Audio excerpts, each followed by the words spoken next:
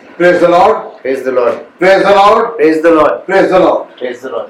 परमेश्वर का बहुत बहुत धन्यवाद हो कि हमारे जीवनों के अंदर में उन्होंने फिर से एक सुंदर मौका दिया कि हम लोग उनका धन्यवाद कर सकें, उनकी स्तुति कर सकें। पिछले दिनों में परमेश्वर की दया से जब तरफ कोरोना वायरस के कारण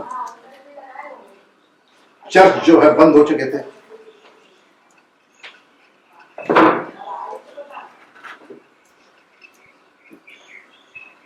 सब चर्चों के अंदर ताले लग चुके थे। परमेश्वर का वचन वहां रोक दिया गया था, लेकिन हमारे पासवान, हमारे मैथोडिस्ट एपिस्कोपल चर्च का ट्रस्ट, उसकी सारी कलीसिया, सबों ने एकजुट होकर प्रार्थना की कि ऐसा कोई निचोड़ निकल सके कि हम परमेश्वर की स्तुति और बड़ाई कर सकें। और हमारे घर घर में हम लोगों के यहाँ जो चर्च के लोग हैं और दूसरे लोग भी जो हैं, इंटरनेट के द्वारा उनके घर में तेरे वचन को पहुंचाया जा सके। इसके लिए हमारे पासवान ने, उनके परिवार ने, ममता, शियोना, सैम,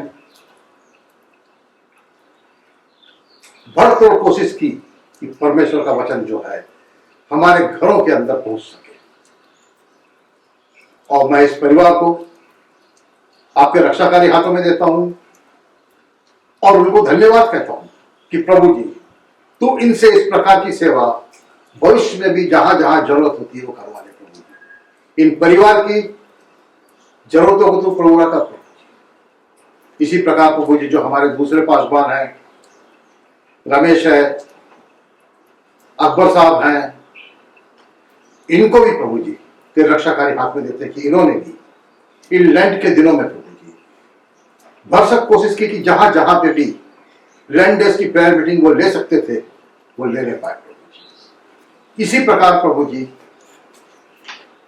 मैं जो भी लैंड डेज के जो लीडर्स थे, ले लीडर्स, उनका हृदय से आभार और धन्यवाद प्रकट करता हूं। खास करके Mrs Molly David, pastor Ramesh Ulke, doctor CH. Akbar, Mrs Asha Landge, doctor PD. Rao, Mrs Vandana Light and Mr Light, Mr Abraham Masih, Mr and Mrs Anil Natesan, Mr and Mrs Sangeeta Antony, Alexander David and family, Mrs Mamta Jadhav, Thomas Mithilesh का परिवार, अजय देवदास का परिवार, स्मृति लाल एंड मेरी जो छोटी सबसे बहन है हेमलता डेविड, उसको भी मैंने कुछ जवाबदारियां दी थी। मेरी मीटिंग जो है बहुत ज्यादा होने के कारण मैंने उन्हें कुछ मीटिंग दी थी। उसने भी बखूबी प्रभु जी इस मेरी विनती को स्वीकार करते हुए उसने भी प्रेयर मीटिंग्स ली प्रभु जी। इन सारे परिवारों को प्रभु जी, इनकी सेवाओं के लिए प्रभु जी बहुतायत से तू आशीषित कर। और मैं हृदय से प्रभु जी इन सारे ले लीडर्स का प्रभु जी धन्यवाद करता हूं और आभार प्रकट करता हूं।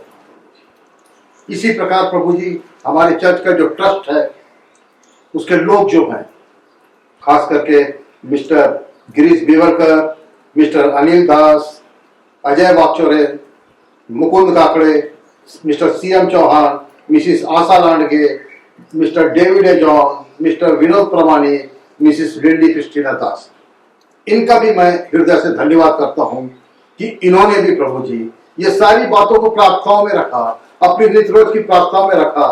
तेरे पास ये इनकी सबकी प्रार्थनाएं पहुंची और ताकि प्रभु जी एक तोड़ निकल सका कि हर एक के घर में प्रार्थनाएं जो हो सकती थी। और प्रभु जी जो पैशन वीक के अंदर में प्रभु जी जो भी संदेश इनके पास पहुंचना चाहिए था वो तूने बहुतायत से पहुंचाया प्रभु जी। उसके लिए प्रभु जी हम हृदय से तेरा धन्यवाद करते हैं। और प्रभु जी साथ ही इंटरनेट का भी तेरा धन्यवाद करते हैं कि ये इंटरनेट को जो तूने पैदा किया प्रभु जी, ये तेरी ही देन है प्रभु जी। इसके द्वारा लोगों के घर में प्रभु जी तेरे नाम का जीवता सुसमाचार पहुंचा।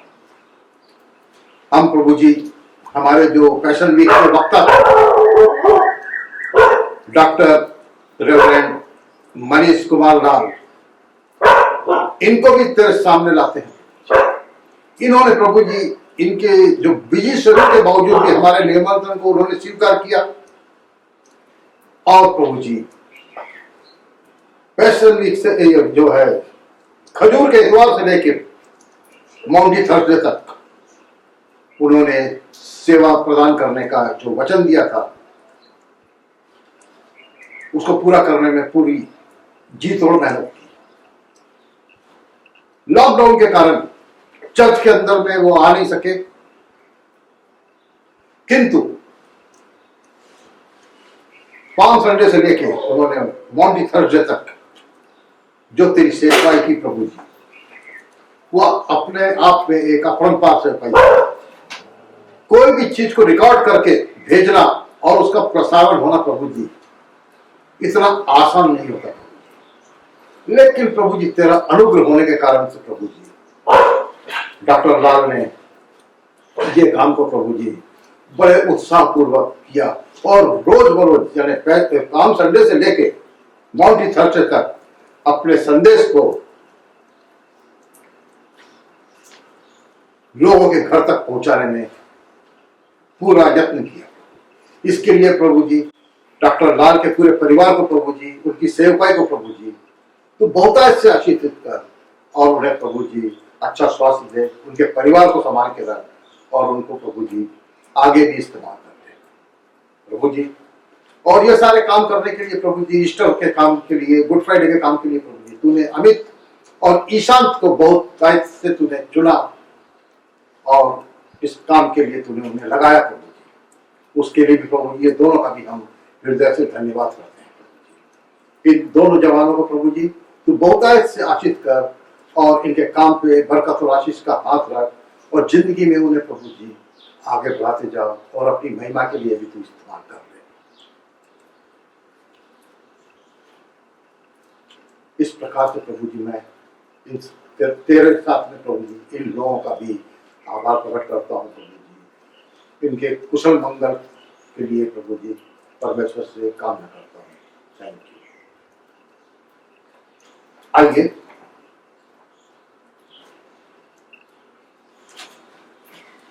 ये वोट ऑफ थैंक्स जो होता है, ये जो है ईस्टर के दिन खास करके हमारे चर्च के अंदर में दिया जाता है। जब सारे कार्यक्रम हो जाते हैं, चर्च की सर्विस हो जाती है और उसके बाद ये वोट ऑफ थैंक्स दिया जाता है। लेकिन परमेश्वर की इच्छा थी कि ये जो है मैं मेरे घर में से बोल सकूं और मेरी मदद करने के लिए जब मैंने ईशांत से कहा, उसने बड़े आनंद के साथ में इस चैलेंज को ले लिया और वो मेरे घर में आया ताकि परमेश्वर के नाम की महिमा हो सके और ये कार्य संपन्न हो सके। और इन सब बातों के लिए मेरे मन में एक बड़ी खलबली थी। मैं चाहता था कि कलीसिया से मैं बातें करूं। ये मेरा सौभाग्य है। मेरे जीवन में पहली बार मैं किसी कैमरे के सामने खड़े होकर परमेश्वर के वचन को अपनी कलीसिया के पास पहुंचा रहा हूं। तो आइए हम सब अपनी आंखों को बंद करें और प्रार्थना के द्वारा मैं वचन में आगे बढ़ूंगा। परमेश्वर का धन्यवाद और महिमा हो प्रभु जी उन तमाम आशीषों के लिए जो तूने मनुष्य जाति के गुरु ले ली है। हमारे जीवनों के अंदर में यह सुंदर मौका दिया कि हम जीवितों के अंदर में गिने जाते हैं। हमने पिछले दिनों के अंदर में ईस्टर, पुनरुत्थान, रिजरेक्शन का त्योहार मनाया, उसको तूने बहुत से आशीषित किया। तेरे वचनों के द्वारा हम लोग सब आशीषित हुए थे। आज जब प्रभु जी मैं संध्या की देर में तेरे वचन को लोगों के बीच में बांटता हूं प्रभु जी, शेयर करता हूं प्रभु जी, तू मुझको पवित्र आत्मा की सामर्थ से ऐसा भर दे कि मुंह मेरा हिले प्रभु जी, लेकिन वचन जो है तेरी ओर से होने दे। तो मुझे अभिषिक्त कर प्रभु जी, मुझे ऊपर से लेकर नीचे तक छू प्रभु जी, ताकि प्रभु जी मैं उसमें कुछ गलत ना बोलने पाऊं। और अगर कुछ गलती मुझसे होती है, मेरी त्रुटियों को प्रभु जी नजरअंदाज करना, क्षमा करना प्रभु जी। सारी बातें प्रभु जी तेरी महिमा के लिए हो रहे थे। इस विनती को हमारे उद्धारकर्ता प्रभु यीशु मसीह के नाम से मांगते हैं, आमीन। आज के लिए जो मैंने पाठ निकाला है वो पाया जाता है यूहन्ना रचित सुसमाचार उसका 20वां अध्याय और 19 आयत से लेकर 23 आयत। मैं इस वचनों को पढ़ने के पहले मैं इसका थोड़ा सा बैकग्राउंड बता देना चाहता हूं। ये जो वाक्य जो है यहाँ पे जो है 19 तारीख को, ये जो है यूहन्ना रचित सुसमाचार का 20वां अध्याय 19वीं आयत जो है, उसी दिन जो सप्ताह का पहला दिन था, संध्या के समय, जब वहां के द्वार जहां चेले थे यहूदियों के डर के मारे बंद थे, तब यीशु आया और उनके बीच में खड़ा होकर उनसे कहा, तुम्हें शांति मिले। और यह कहकर उसने अपना हाथ और अपना पंजा उनको दिखाया। तब चेले प्रभु को देखकर आनंदित हुए। यीशु ने फिर उनसे कहा, तुम्हें शांति मिले। जैसा पिता ने मुझे भेजा है वैसे ही मैं भी तुम्हें भेजता हूं। यह कहकर उसने उन पर फूंका और उनसे कहा, पवित्र आत्मा लो। जिनके पाप तुम क्षमा करो वे उनके लिए क्षमा किए गए हैं, जिनके तुम रखो वे रखे गए हैं। परमेश्वर इन वचनों के ऊपर आशीष दे। तो इसके ऊपर हम लोग चिंतन करने के पहले मैं यूहन्ना सुसमाचार उसका 20वां अध्याय उसकी पहली आयत को पढ़ के बताना चाहता हूं। वहां पे लिखा हुआ है, सप्ताह के पहले दिन मरियम मगदलीनी भोर को अंधेरे रहते ही कब्र पर आई और पत्थर को कब्र से हटा हुआ देखा।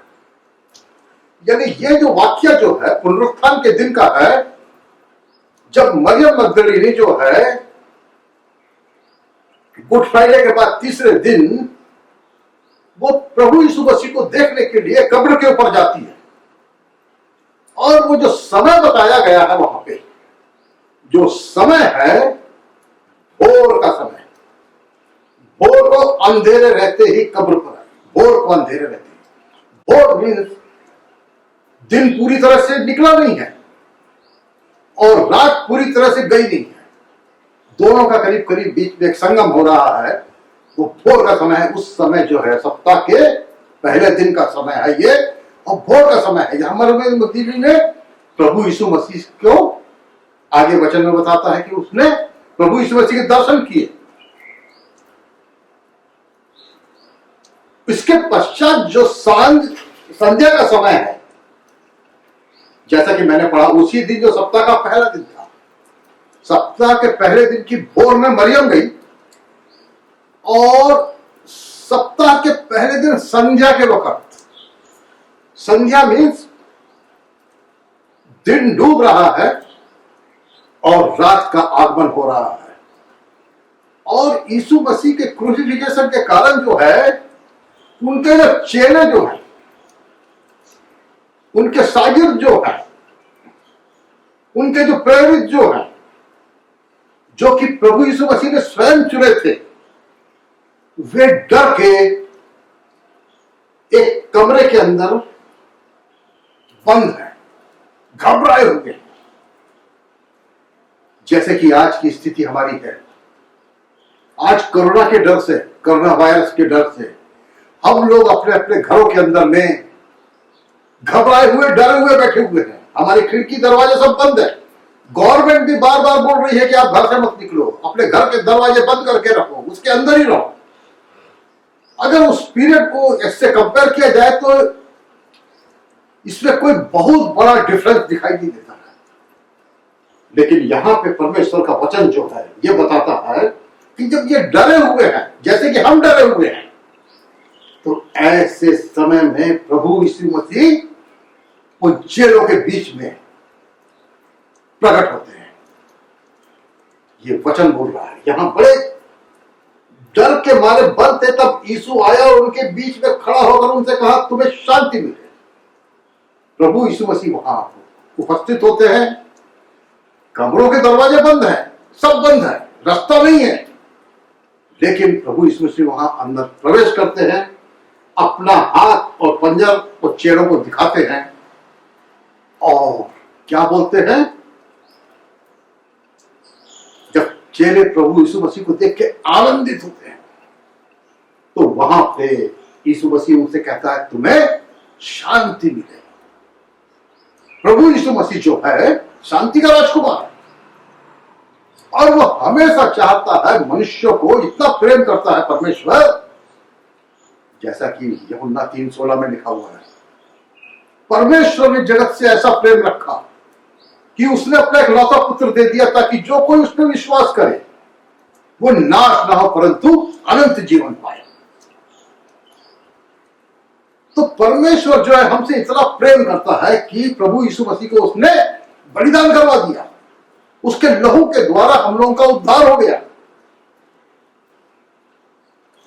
और उसके द्वारा हम लोग आनंदित हो गए। और यहां प्रभु यीशु मसीह क्या बोल रहा है, तुम्हें शांति मिले। जैसा पिता ने मुझे भेजा है वैसे ही मैं भी तुम्हें भेजता हूं। तुम्हें शांति मिले, जैसा पिता ने मुझे भेजा है वैसे ही मैं तुम्हें भेजता हूं। वहां कितने लोग थे उस कमरे के अंदर में? प्रभु यीशु मसीह के 12 चेले थे।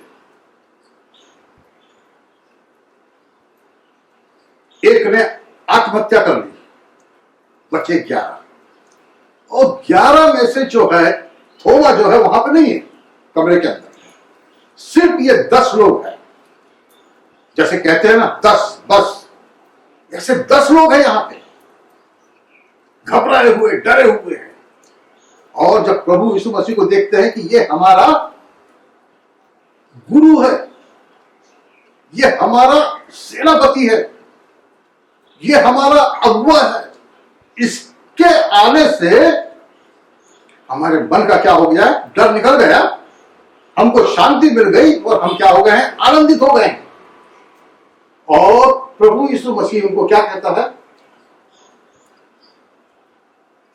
जैसे परमेश्वर ने पिता ने मुझको भेजा है, अब मैं तुम लोगों को, इन चेलों को सारे संसार के सामने भेजता हूं। जैसा मैंने किया था अब वैसे काम तुम भी कर सको। और यहां वचन क्या बताता है, यह कहकर प्रभु यीशु मसीह ने उन पर फूका, एक फूक, ऐसा पवित्र आत्मा का फूक। यह कहकर उसने उन पर फूका, उनसे कहा पवित्र आत्मा लो। प्रभु यीशु मसीह ने इसके पहले कभी फूका नहीं था। यहां क्या बोल रहा है, पवित्र आत्मा लो, पवित्र आत्मा लो। और यह कह के प्रभु यीशु मसीह ने फूका और सारे लोगों के अंदर में पवित्र आत्माएं समा गई। और उसके बाद फिर से क्या बोलता है प्रभु यीशु मसीह यहां पे, पवित्र आत्मा लो।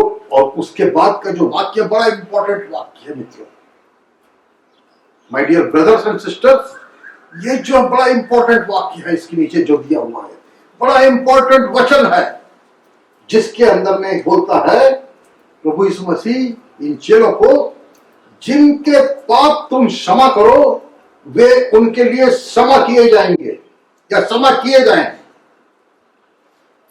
इतना बड़ा वरदान दिया कि जिनके पाप तुम क्षमा करो उनके पाप क्षमा किए जाएंगे और जिनके तुम रख लो वे रखे जाएंगे।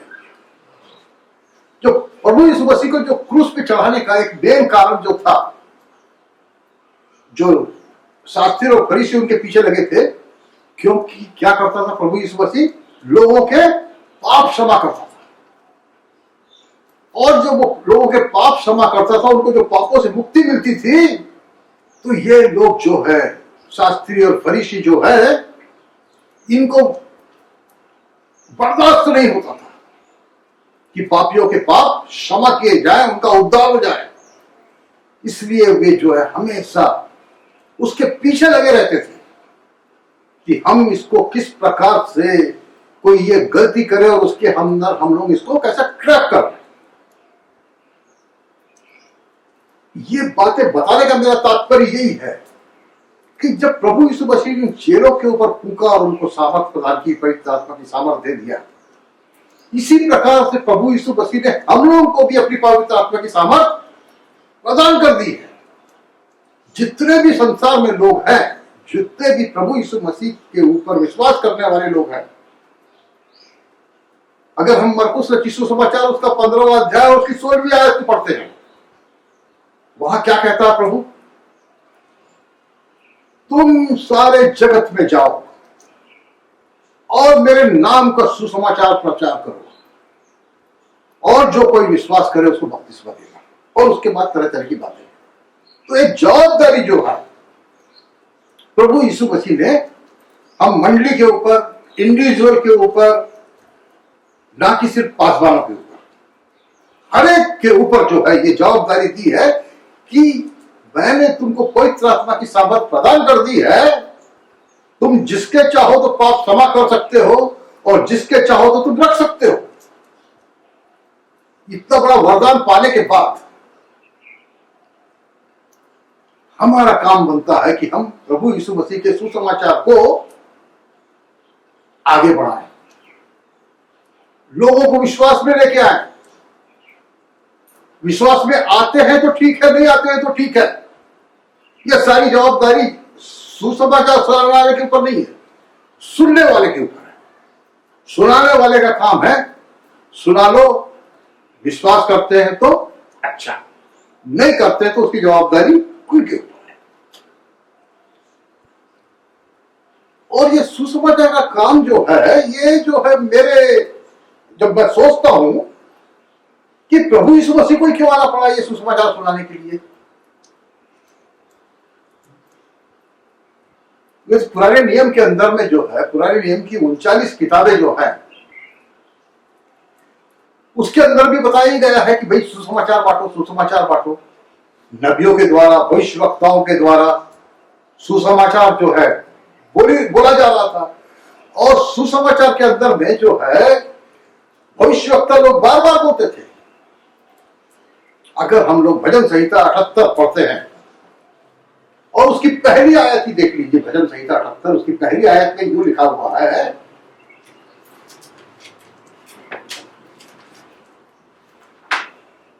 भजन संहिता 78 हम निकाल के देखते हैं तो उसकी पहली आयत में यह लिखा हुआ है कि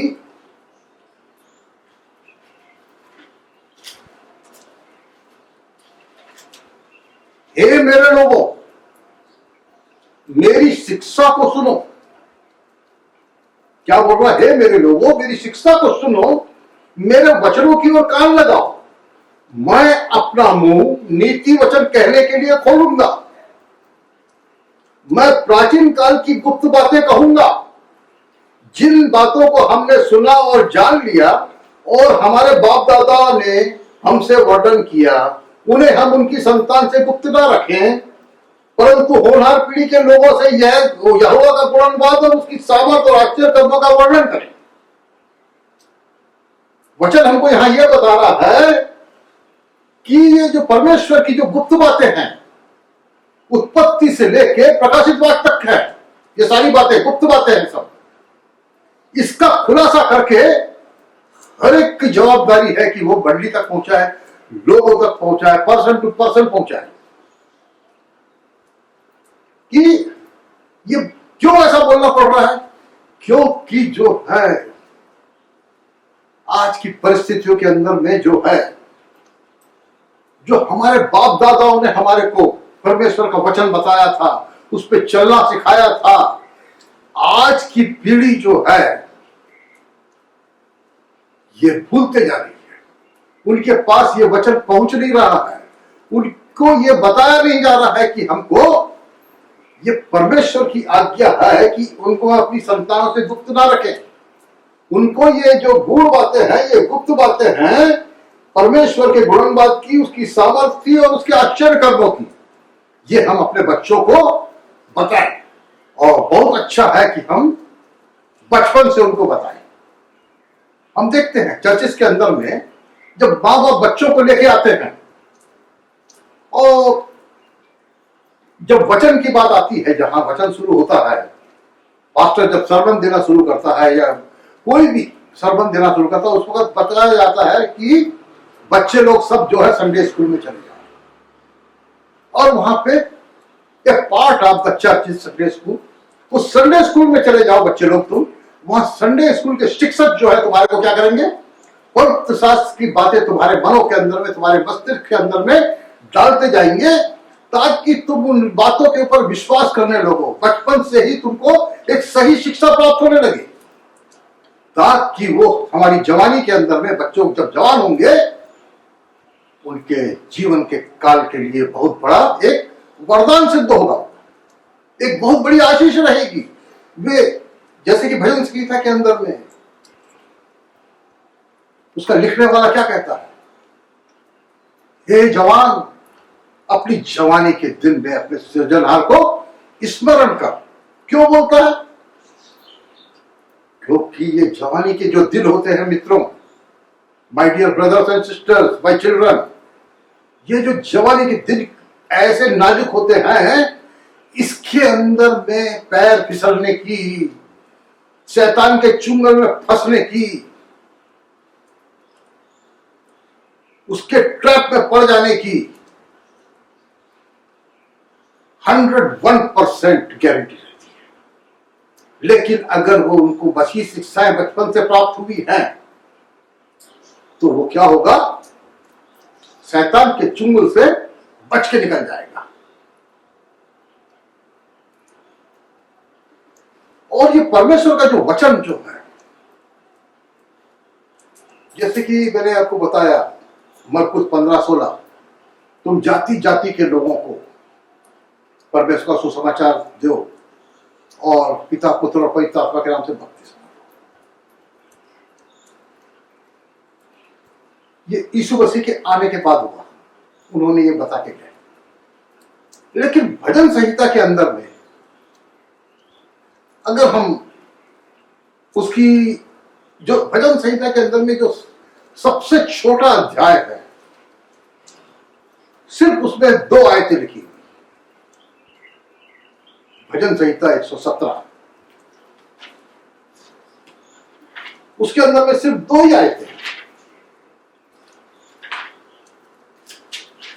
वहां क्या लिखा है, हे जाति जाति के सब लोगों, यहोवा की स्तुति करो, हे राज्य राज के सब लोगों, उसकी प्रशंसा करो, क्योंकि उसकी करुणा हमारे ऊपर प्रबल हुई है और यहोवा की सच्चाई सदा की है, यहां की स्तुति करो। यानी ये जो है आज्ञाएं जो है परमेश्वर की जो है, ये व्यवस्था के अंदर बता दी गई है कि सारी जाति के लोगों, अगर जकरिया नबी की किताब भाई आप पढ़ते हैं, उसके अंदर में जो है और भी जातियां जो है, और भी जातियां, वो क्या हो जाएंगी, परमेश्वर के ऊपर विश्वास करने लगेंगी, यीशु मसीह के ऊपर विश्वास करने लगी। जैसे यीशु मसीह कहता था, दृष्टांतों में जब बात करता था, क्या कहता था, जब उसकी 100 भेड़ें थी और एक भेड़ गुम जाती है, उसको ढूंढने के लिए जाता है, उसको ढूंढ के लेके आता है, रखता है, तो वहां क्या बोलता है उनको कि मेरी और भी भेड़ें हैं जो कि दूसरे गौशाले की है, मेरे को उन भेड़ों को भी क्या कहां लेके आना है, अपने गौशाले में लेके आना है, अपने चर्च में लेके आने का है, अपनी कलीसिया में लेके आने का है, अपनी मंडली में लेके आने का है। वो जो भेड़ें जो है वो कौन है, वो हम लोग हैं, समाज के लोग हैं, अन्य जाति के लोग हैं, जिनको कि प्रभु यीशु मसीह कहता है कि उनको भी हमारे यहां लेके आने का है। और जब यीशु मसीह ने जो फूंक के जो पवित्र आत्मा की सामर्थ हम लोगों को प्रदान की, उसमें जो बड़ा इंपॉर्टेंट बात जो लगती है, तुम जिनके पापों को क्षमा करो वे क्षमा किए जाएंगे, और जिनके तुम रख लो वो रख लिए जाएंगे। ये बात के ऊपर वो बड़ा चिंतन कर रहा था। अरे ऐसा कैसा है ये? तो मेरी नजर जो है पवित्र आत्मा की सामर्थ्य के द्वारा भजन संहिता 109 के ऊपर पहुंचती है। और भजन संहिता 109 के अंदर में मेरे को एक आयत बड़ी अच्छी लगती है, बड़ा इंप्रेस होता हूं मैं उससे। उसको सुन के मैं, मेरे दिल को जो है, मेरी आत्मा को जो है, मेरे अपने आप को एक सुकून सा प्राप्त होता है। उस आयत को पढ़ के जो है भजन संहिता 109 की 17वीं आयत को जब पढ़ता हूं मैं, एक सुकून प्राप्त होता है कि जिसके साथ परमेश्वर है उसका कोई कुछ नहीं बिगाड़ सकता। वहां पे यूं लिखा है, क्यों 16 से पढ़ता हूं मैं, क्योंकि वह दुष्ट कृपा करना भूल गया, वरन दीन और दरिद्र को सताता था और मार डालने की इच्छा से खेत वन वालों के पीछे पड़ा रहता था। वह श्राप देने से प्रीति रखता था और श्राप उस पर आ पड़ा। क्या बोल रहा है यहां पे? लोग श्राप देने से, हमारे को जो परमेश्वर ने पवित्र आत्मा की सामर्थ्य दी है वो श्राप देने के लिए नहीं है। लेकिन कोई आपको श्राप देता है, कोई परमेश्वर का जन अपने आप को बता के हमको श्राप देता है किसी को, तो वो श्राप जो होगा वो उसके ऊपर ही आ पड़ेगा। जो श्राप देने वाला है वो श्राप वैसा वर्षा उसके ऊपर पलट के आ जाएगा। वह आशीर्वाद देने से प्रसन्न ना होता था, इसलिए आशीर्वाद उससे दूर हो जाएगा। वो आशीर्वाद देने से प्रसन्न ना होता था, इसलिए आशीर्वाद से वो वंचित हो जाएगा, आशीर्वाद उससे दूर हो जाएगा। तो ये परमेश्वर के वचनों के द्वारा जो है, जब हम दुनिया में काम करते हैं, अपने ऑफिसों में काम करते हैं, शिक्षक का काम करते हैं, बाबू का काम करते हैं, ऑफिसर का काम करते हैं, चर्च में काम करते हैं, और ऐसी परिस्थितियां आती है कि कुछ लोग हमको तिरस्कृत करना चाहते हैं, हमारे उत्साह को तोड़ना चाहते हैं। लेकिन परमेश्वर का वचन क्या बोलता है? तुमको मैं अडिग रखूंगा, श्राप देने वालों के ऊपर उल्टा श्राप पड़ जाएगा। जो तुमको आशीष नहीं देते हैं, तुमसे तुम्हारे ऊपर आशीष आने के लिए कतराते हैं, उनके जीवनों में भी आशीष जो है उनसे दूर हो जाएगी।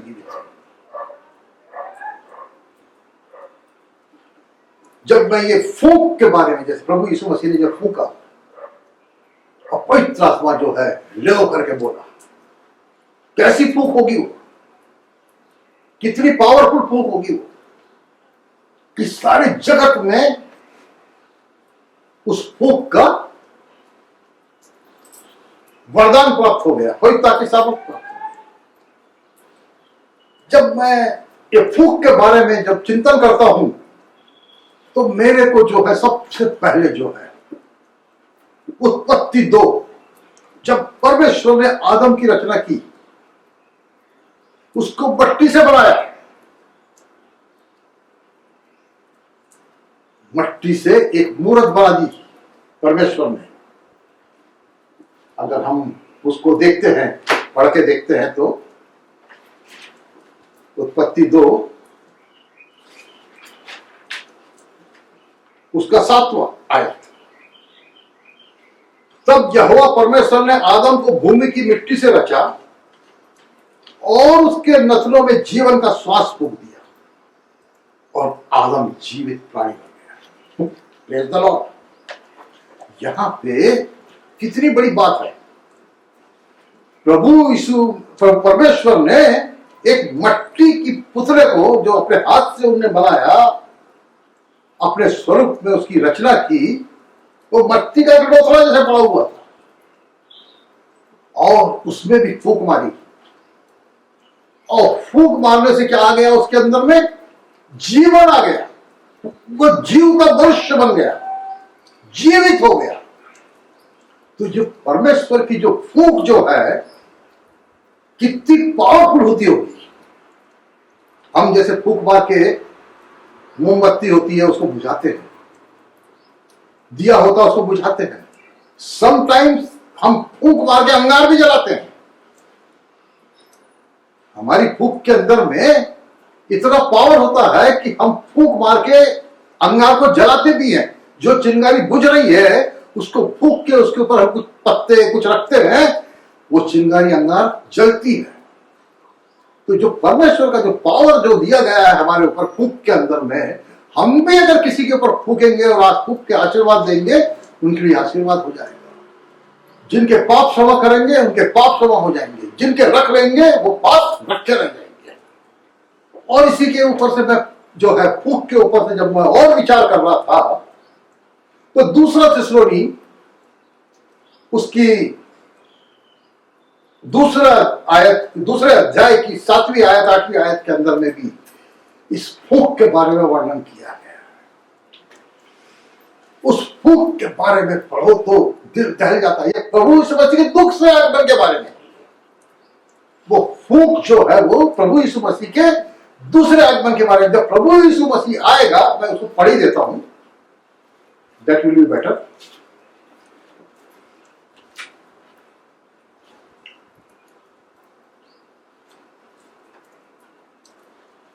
दूसरा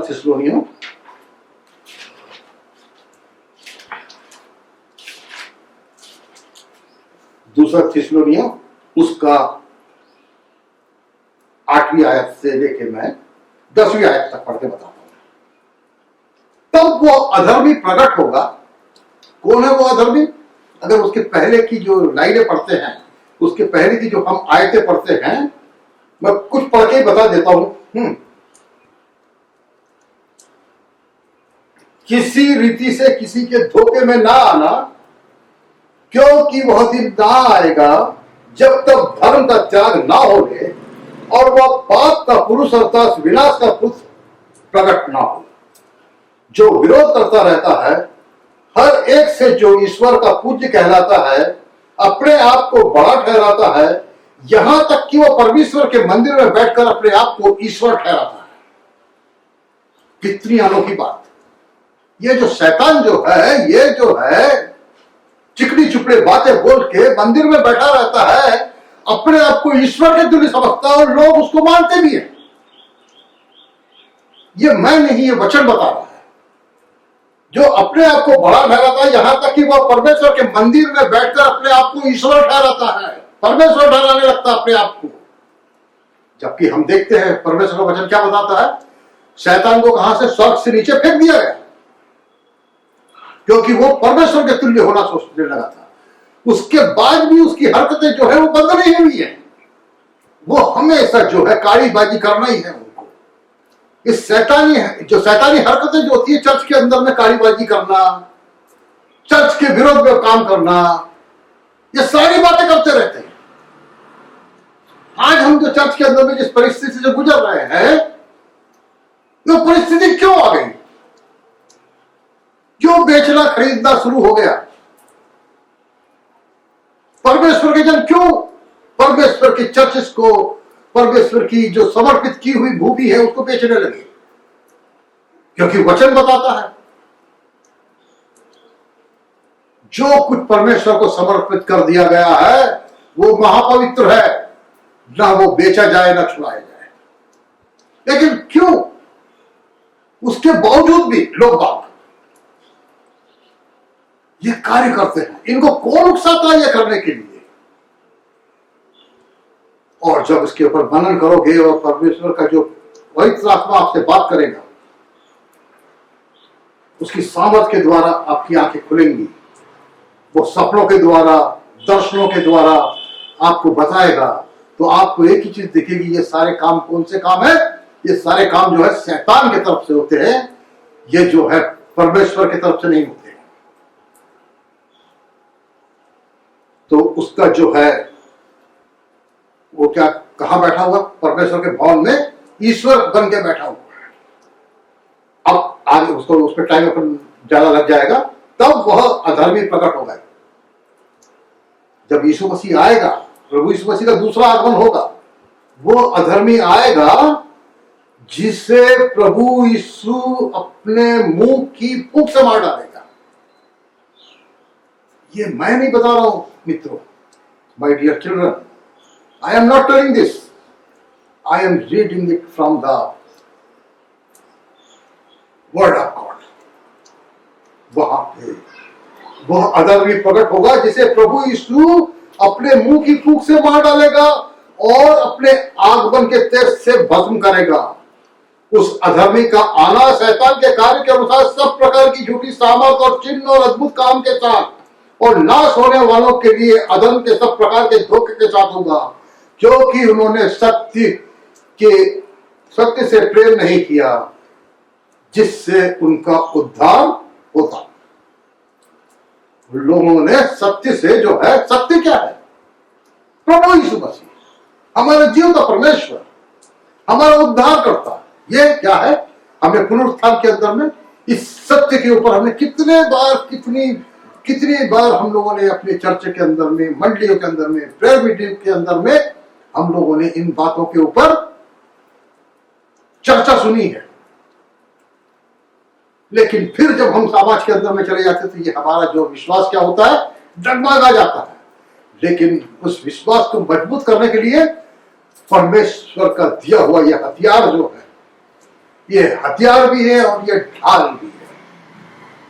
जब ये तुम्हारे हाथ में है, वचन तुम्हारे हाथ में है, पवित्र आत्मा की सामर्थ तुम्हारे हाथ में है, तुम कहीं भी डगमगा नहीं सकोगे, कहीं डरोगे नहीं, कहीं घबराओगे नहीं।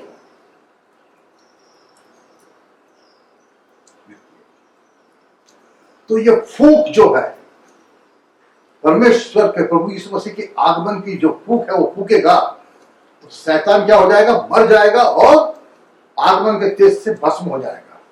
भस्म के ऊपर भी जो है आपको बहुत सारी जगह में ये भस्म के ऊपर बताया गया है। अगर नेमियन क्या बोलते इसका, ये इसकी किताब है ना अपनी, जो है आखिरी पुराने नियम की आखिरी पुस्तक जो है, मलाकी पुस्तक है। मलाकी 4 का पहला ही जो सेंटेंस है, मलाकी 4, हम लोग एक बार पढ़ लें उसको भी। मलाकी 4:1, वहां पे कैसा लिखा हुआ है? बड़े अद्भुत रीति से लिखा हुआ है मित्रों। मलाकी 4:1,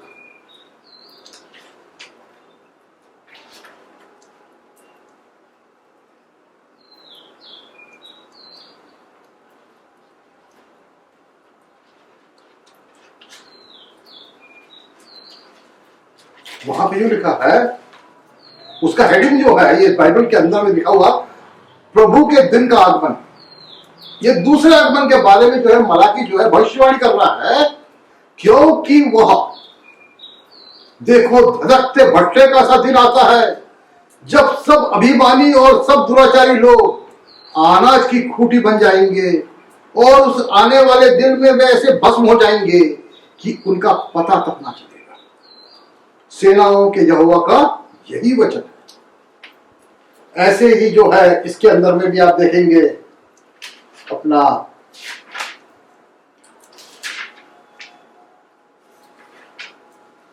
नाहूम नबी की किताब, उसका पहला अध्याय, वहां पे भी ये बात का जिक्र किया गया है। 1:10, क्योंकि चाहे वे कांटों से उलझे हुए और मदिरा के नशे में चूर भी हो, तो भी वे सूखी खूंटी के समान भस्म किए जाएंगे। मुझ में से एक निकला है जो यहोवा के विरुद्ध कल्पना करता और निष्ठा की युक्ति बांधता रहता है।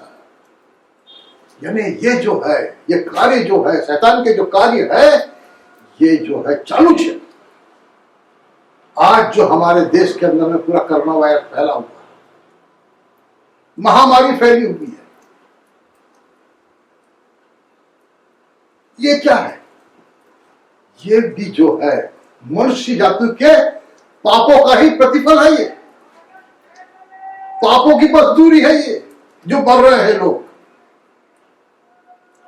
उसका ही प्रतिफल है कोरोना वायरस। अगर आप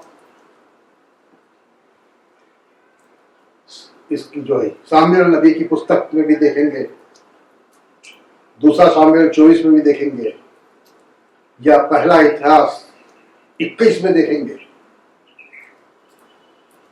दाऊद राजा से जो है महापाप होता है। पहले बताया गया है कि उससे क्या होता है, पाप होता है, व्यभिचार होता है। लेकिन जब वो पूरे अपने साम्राज्य की जो योआब जो उसका सेनापति है, दाऊद राजा जब उसको बताता है कि तू मेरी सल्तनत की जो है गिनती गिना, दान से लेकर बरशेबा तक जो है यरूशलेम में रह के क्या कर रहा है, आज्ञा दे रहा है कि तू जो है इसकी गिनती गिनवा लोगों की। उसका सेनापति उसको मना करता है, सेनापति को पसंद नहीं आ रहा है ये काम, लेकिन राजा की आज्ञा है, वो क्या करता है, गिनती गिनवाता है और गिनवा के आता है। और जब बताता है दाऊद राजा को, तो दाऊद राजा उसके ऊपर मनन करता है और क्या करता है, पछताता है कि मेरे से यहोवा के विरुद्ध में एक बहुत बड़ा पाप हो गया है, महापाप हो गया है। और जब ये इस बारे में सोचता ही रहता है, तो वचन हमको बताता है कि, अगर उसको पढ़ के बताऊंगा तो उसमें टाइम लगेगा, वो वचन हमको यह बताता है वहां पे कि दाऊद जो है इसके ऊपर सोच रहा है, और वहां पे जो है परमेश्वर का दास गाद उसके पास आता है। गाद नबी उसको आके बोलता है कि परमेश्वर पूछ रहा है कि तूने जो महापाप किया है, दाऊद तूने जो महापाप किया है, अपने इसके अंदर में क्या बोलती है, अपनी सत्ता के यानी जो बोलते ना अपन बहुत बड़े आदमी बन गए हैं तो अपने अंदर में एक अहंकार आता है, हम कुछ भी कर सकते हैं, वैसा जो दाऊद के जीवन में आ गया। और उसको जो है एक्चुअली देखा जाए तो उसको शैतानी भड़काता है दाऊद को, और बोलता है मैं तेरे ऊपर 3 विपत्तियां डालने वाला हूं, उसमें से चॉइस इज योर्स। पहली विपत्ति, तेरे देश में 7 साल तक अकाल पड़ा रहेगा। दूसरी विपत्ति, 3 माह तक तेरे शत्रु तेरे पीछे पीछे पीछे तेरे को भगाते रहेंगे। तीसरी विपत्ति, 3 दिन तक परमेश्वर का दूत लोगों को मारते रहेगा, मरी फैला दूंगा। उसमें से दाऊद को एक कोई भी विपत्ति को चुनना है। गाद उससे बोलता है परमेश्वर को जाके अब मैं क्या बताऊं।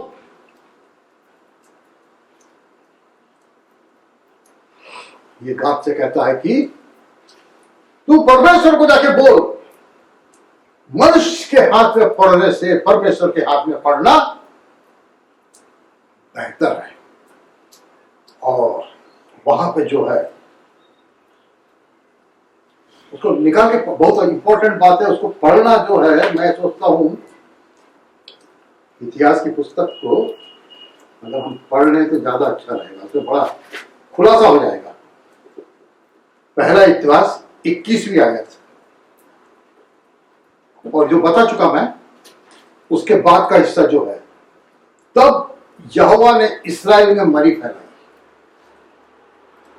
और इस्राएल में 70,000 पुरुष मर मिटे। फिर यहोवा परमेश्वर ने एक दूत यरूशलेम को भी नाश करने को भेजा। वह नाश करने पे ही था कि परमेश्वर ने उसको रोक दिया और उससे कहा अपना हाथ खींचे, बस कर। तब यहोवा के दूत ने गाद को दाऊद से यह कहने की आज्ञा दी, जाकर दाऊद को बता कि वो यबूसी अर्नोन के खालिस्तान में यहोवा की एक वेदी बनाए। तब दाऊद ने अर्नोन से कहा, इस खलिहान का स्थान मुझे दे दे कि मैं इस पर यहोवा की वेदी बनाऊं, उसका बड़ा दाम देकर मुझे दे कि यह विपत्ति प्रजा से दूर हो जाए। यहाँ दाऊद प्रजा की दुहाई दे रहा है कि प्रजा के ऊपर से विपत्ति हट जाए। पाप किसका था? दाऊद का था। लेकिन प्रजा की विपत्ति जो आई प्रजा के ऊपर, ये दाऊद की मांगी हुई है, ये चॉइस थी दाऊद की। और जब यरूशलेम के ऊपर विपत्ति आ रही है तो यहाँ पे जो है गाद उसको बोलता है कि तू एक उस खलिहान को ले ले, अब्रोन का खलिहान को ले ले और वहां वेदी बना के क्या कर, होम बलि चढ़ा। और जब वो जो अब्रोन जो रहता है, जो काश्तकार वहां का जो रहता है, किसान जो रहता है, वो उस वक्त अपने खलिहान में गेहूं दाव रहा था, गेहूं को जो है फटकवा रहा था, उसको तैयार करवा रहा था। और जब दाऊद को देखता है तो बोलता शेष बेच पे तू ले ले। लेकिन दाऊद जो है उसको बोलता नहीं, मेरे को पैसे देके ही तुझसे खरीदना है। और दाऊद जो है 600 शेकल सोना देके उस खेत को खरीदता है। और वहां पे जो है वो जो बैल भी वहां जो लेता है उससे, और वो जो जो जो खलिहान के जो औजार रहते हैं, जो जिससे दाया जाता है, सब बैलों को चलाया जाता है, वो सबको तोड़ के वहां पे वेदी बनाता है और वो बैलों की बलि चढ़ाता है। और उसके बाद हम देखते हैं कि मरी जो है थम जाती है। तो मित्रों, मालूम है वो अर्नोन का खेत जो खालिस्तान है, वहां पे जब वो दाऊद जो है, जो परमेश्वर के दूत को जो देखता है ना, वहां वो दूत के दर्शन होते हैं दाऊद को, बाइबल बताती है। यहाँ पे मैं बताता हूँ कहां पे लिखा हुआ है वो, कि पहला इतिहास 21 उसका 16वीं आयत में, उसमें जो सर्वदूत का जो है उस दूत का वर्णन किया गया है। हम लोग जब देखते हैं कि दूतों के बारे में जब बात होती है, बड़े सुंदर से छोटे से एकदम पंख लगा के दिखते हैं, ऐसी हम लोग कल्पना करते थे। लेकिन यहाँ पे जो स्वर्गदूत को दाऊद देख रहा है, दाऊद ने आंखें उठाकर यहोवा के दूत से, यहोवा के दूत हाथ में खींची हुई और यरूशलेम के वो बढ़ी हुई तलवार लिए आकाश के बीच में खड़ा है। आकाश के बीच में खड़ा है, पृथ्वी और आकाश के बीच में, यानी पृथ्वी से यहाँ खड़ा है। कितनी बड़ी हाइट उसकी रही होगी, कितना उसका कद रहा होगा, कितनी बड़ी तलवार रही होगी जिससे मार रहा है। और वहां हम देखते हैं कि जो है मरी, बेटे भी डर जाते हैं, सब बच्चे भी डर जाते हैं वहां पे। और ये मालूम, ये आप लोगों के नॉलेज के लिए मैं बता दूं कि ये अर्नोन का जो खालिस्तान है ना, जो ये जो है उस दिन जो है दाऊद उसको क्या करता है, वह होम बलि चढ़ाता है और स्वर्ग से आकर उस होम बलि को ग्रहण करती है और मरी बंद हो जाती है। मित्रों, ये वही खेत है, ये वही खलियान है जहां पर कि फिर बाद में दाऊद राजा ने परमेश्वर का भवन बनाने की योजना बनाई थी। और वो जो यरूशलेम का वो भवन जो है, परमेश्वर का भवन, सुलेमान राजा ने उसी स्थान पर बनाया था। कभी वक्त मिलेगा तो मैं उसके बारे में भी आपकी चर्चा करूंगा, बताऊंगा। तो ये वो पवित्र स्थान है। तो मित्रों, आज भी वही सिचुएशन है, मरी चारों तरफ फैली हुई है, लोग घबराए हुए हैं। लेकिन कोई हमको शांति दे सकता है तो कौन है? हमारे बंद घरों के अंदर में, बंद दरवाजों के अंदर में जब हम घबराए हुए हैं, जैसे कि ये चेले घबराए हुए बैठे हुए हैं घर के अंदर में कि हमारा प्रभु को तो इन लोगों ने मार डाला है, अब हम कैसा करेंगे, क्या करेंगे, अब हमारा नंबर भी आ जाएगा, हम भी मार दिए जाएंगे, इनके मनों में ऐसे विचार आ रहे हैं। उस वक्त प्रभु यीशु मसीह स्वयं इनके बीच में आके क्या करता है? उनकी घबराहट को दूर करता है, उन्हें आनंदित करता है, उनको शांति प्रदान करता है, पवित्र आत्मा की सामर्थ्य उनको फूंक के देता है। आप लोगों ने भी इन दिनों के अंदर में महसूस किया होगा, जब हम लोग घबरा के अपने घरों के अंदर में बंद हैं, कोरोना वायरस से डर गए हैं, तो परमेश्वर के लोगों के लिए क्या आती है? करुणा, दया, ग्रेस, अनुग्रह, करुणा। कोरोना जो है, वायरस जो है, एक तरफ रह गया, वो बाहर रह गया, हमारी मंडली के बाहर रह गया, चर्चों के बाहर रह गया, हमारे घरों के बाहर परमेश्वर के दूतों ने उसको रोक दिया। और हमारे घरों के अंदर में करुणा वायरस वायरलेस, करुणा वायरलेस, करुणा वायरलेस, करुणा, अनुग्रह, दया, ग्रेस, ये जो है वायरलेस के मार्फत, नेट के मार्फत परमेश्वर ने हमारे यहां हम लोगों के बीच में, ये आप लोगों ने अनुभव किया होगा, आपका खजूर के इतवार के जो सरगम जो है, खजूर के इतवार की जो आराधना जो है, पास्टर साहब ने और जो हमारे जो वक्ता आए हुए थे डॉक्टर मनीष कुमार लाल, इन्होंने करुणा वायरस के द्वारा वो आपके घरों में, आपके टीवी के माध्यम से, आपके मोबाइल के माध्यम से परमेश्वर के वचन को आपके घरों के अंदर पहुंचा दिया, जबकि खिड़की दरवाजे कोरोना वायरस से बंद हो चुके थे। पैसन वीक में सोमवार, मंगलवार, बुधवार, बृहस्पतिवार, शुक्रवार, ईस्टर, इन सब की आराधनाएं जो है, वाणियां जो हैं, हमारे पासवान ने और हमारे वक्ता जो थे डॉक्टर लाल, इन्होंने करुणा वायरलेस के द्वारा, करुणा वायरस के द्वारा, अनुग्रह के द्वारा हमारे घरों के अंदर में पहुंचा दिया, ताकि हम लोग घबराए ना, परमेश्वर के वचन से आशीषित हो, उसका अनुग्रह हमें प्राप्त हो, उसका तेज हमारे चेहरों के ऊपर चमके, उसकी आशीष हमको प्राप्त हो। यह होता है परमेश्वर का वचन। और मित्रों, जब भी कोई भी प्रेयर मीटिंग्स आप लोगों के घरों में रखी जाती है, और जब भी परमेश्वर का दास, चाहे कोई बहुत बड़ा पास्टर हो या एक मामूली सा प्रचारक हो, कोई भी जो आता है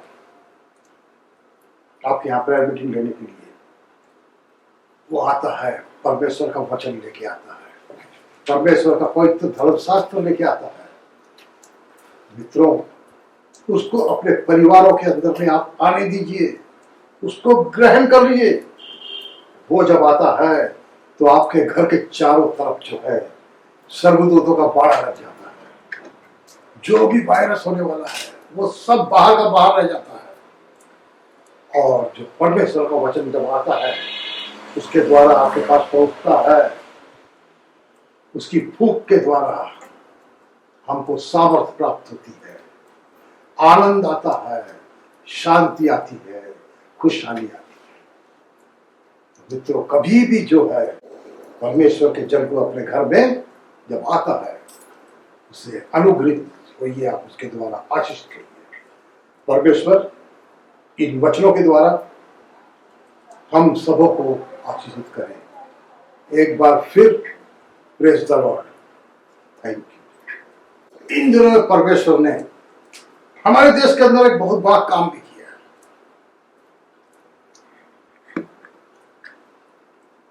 इस कोरोना वायरस को रोकने के लिए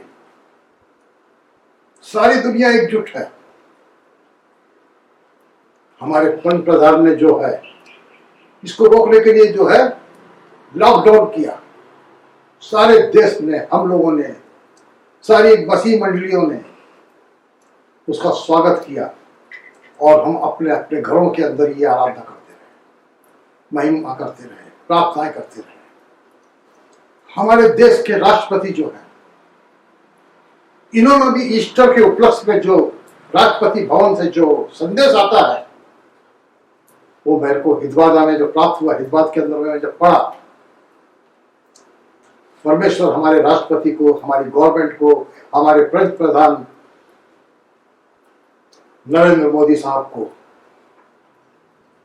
पवित्र आत्मा की सामर्थ प्रदान करे, उनकी अगुवानी करे कि जब वो देश के लिए सोचते हैं, देश के लिए करना मांगते हैं, उनको पवित्र आत्मा की सामर्थ के द्वारा उनको अगुवानी प्राप्त हो कि वो किस प्रकार से इस देश में काम करें। जो ईस्टर के उपलक्ष्य में जो है